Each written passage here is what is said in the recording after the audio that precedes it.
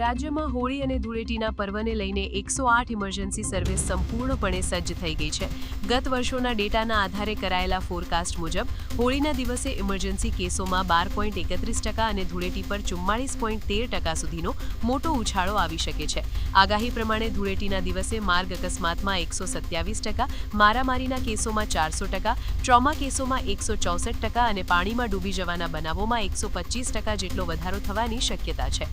આ પરિસ્થિતિને પહોંચી મળવા ગૂગલ મેપના હોટસ્પોટ એનાલિસિસ દ્વારા ખાસ સ્ટ્રેટેજિક તૈનાતી કરવામાં આવી છે. રાજ્યભરમાં 800 road ambulance, 38 ICU on wheels, air અને બોટ એમ્બ્યુલન્સ સહિત કુલ 1750 જેટલી એમ્બ્યુલન્સ અને વધારાનો મેડિકલ સ્ટાફ ખડે પગે રહેશે. ખાસ કરીને આણંદ, દાહોદ, ખેડા, સુરેન્દ્રનગર, તાપી અને ડાંગ જિલ્લામાં વિશેષ મોનિટરિંગ ગોઠવાયું છે. 108 દ્વારા નાગરિકોને અપીલ કરાઈ છે કે તહેવારનો આનંદ જરૂર માણો, પરંતુ પોતાની સલામતીને પ્રથમ પ્રાથમિકતા આપો.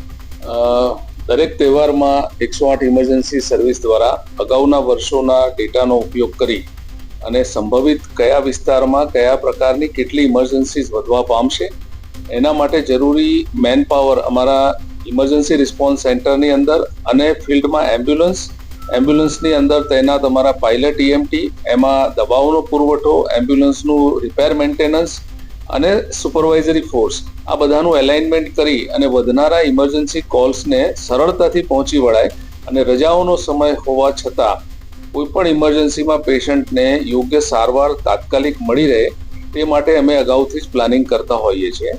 આ વખતે 2026ની હોળી અને ધૂળેટી આ પર્વની જો વાત કરવામાં આવે તો છેલ્લા 5 વર્ષમાં હોળીના દિવસે સામાન્ય 10-11% વધારો હોય છે અને ધૂળેટીના દિવસે એ વધારો 25થી લઈને 35% સુધીનો છેલ્લા 5 વર્ષમાં અમે જોયો છે.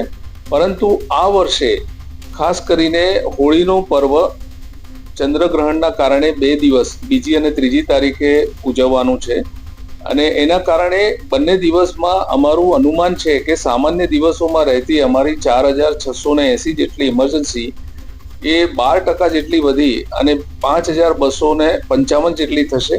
અને ધૂળેટીના દિવસે પાછલા 5 વર્ષ કરતા પણ આ વખતે અસામાન્ય રીતે એટલે કે 44%નો વધારો થઈ અને 6750 જેટલી ઇમરજન્સી